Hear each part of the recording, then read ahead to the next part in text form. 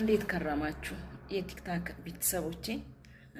እግዚአብሔር ይመስገን እኔ ደህና ነኝ። ዛሬ እስኪ አንድ ነገር ልላችሁ ፈለኩኝ። ይሄው ምንድነው የሰው ልጅ በህይወቱ ደስተኛ ሲሆን ብቻ አይደለም ፈገግ ማለት ያለበት። ለምሳሌ በህይወታችን ውስጥ ብዙ ውጣ ውረዶችን ልናልፍ እንችላለን። ብዙ ክፉና ደግ ነገሮችን ልናልፍ እንችላለን። ባለፍንባቸው ነገሮች ሁሉ ግን እግዚአብሔርን ማመስገን የመጀመሪያው ነው ማለት ነው። እኔ ከነጻነት ወርቅነህ ምን ተማርኩ መሰላችሁ? ሰዎች ሁሌ ደስተኛ ሲሆኑ ብቻ አይደለም ጥርሳቸውን የሚያሳዩን ለኛ ፈገግታ የሚሰጡን፣ ነገር ግን በውስጣቸው የተሸከሙት ከባድ ፔን እያለ ከባድ ስሜት እያለ ያንን ስሜት ሌላን ሰው ላለማጋራት፣ ሌላን ሰው ላለመረበሽ፣ የውጭውን ሰው ላለማሸከም የውስጣቸውን በውስጣቸው አድርገው እንዴት ፔንፉል ሆነው ግን ጤነኛ እንደሆኑ በማስመሰል እንዳልተጎዱ በማስመሰልና ለሌሎችን ሰዎች ላለመረበሽ የሚደረገው ጥረት የእውነት በጣም የሚገርም ተስጦ ነውና በጣም እውነቴን ነው የምለው። በጣም ነፂ እግዚአብሔር አምላክ ነፍስህን በቅፉ ያኑርልን።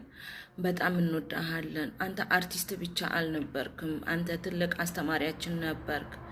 በአርቱ በኩልም የከፈልከው መስዋዕትነት ቀላል አይደለም። ከልጅነት ጀምሮ ያሳለፍክባቸው የመጣባቸውን ብዙ ስቶሪዎችህን አውቃለሁኝና ከምትናገራቸው ነገሮች የሰማኋቸው አሉና ጥሩ ነው። እንደዚህ አይነት ስንሆን ጥሩ ነው። እግዚአብሔር አምላክ ያው የወደደውን አድርጓል። ነፂ የክፉ ሰው ሆነ አይደለም፣ ግን ያው መልካም ነህ፣ የልጆች አባት ነህ። ለልጆች ብትኖርላቸው ሁሉም ሰው ደስ ይለው ነበረ።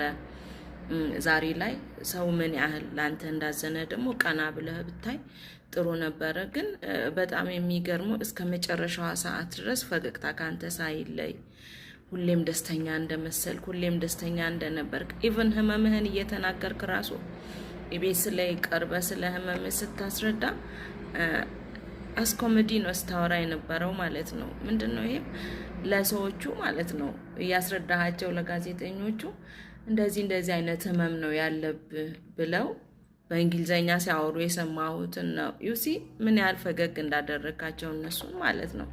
እና በነገሮች በቁም ነገሮች ሁላ ጨዋታን ሳቅን እያዋዛህ የምታደርገው ነገር በጣም ያው ዳግም እንዳንተ አይነት ሰው አናገኝም፣ እውነት ለመናገር ማለት ነው።